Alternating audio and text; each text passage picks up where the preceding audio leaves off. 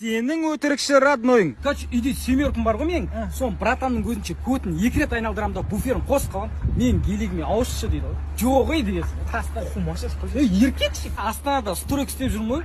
4-ші этажда аяғым тауып құлап кетемін де бригадир қарап тұрып, бә ұрысып бере ма деп үстім қағып кете бергенсің. Басым жарылып қанап жатыр ғой, өтіп сырт қой кете бергенсің. Мастым ғой братан. Тойдан шыққам, ішіп алғамда гай ұстап алды. Бә кеттім деп тұрмын. Тұрамда гайге 300 теңгесін беріп шешіп кеткенсің. Бас 200-бен келатырмын мұқаң. Жоқ, 300-бен айдап келатырмын. Қаншамен келатсың осы? Машинамен келатырмын. Сөйтем да, мынандай тасқа соғысып аударылып кетемін ғой. 8 рет па, 15 рет па айналады ғой машина. Бүйтіп туалет қазып жатамыз да. Алтын тауып аламыз ғой, мынандай 6 метрден кейін ба ше. Қумаш оны не істейді? Еркекше, соның бәлесін аулақ деп көміп үстінен шықсам, туалет тұрғызып тастайды. Лавқа барамыз да, батяның 1300 теңгелік қармағымен 25 килограмм сазан тартып кететін қармақ сынып кетеді.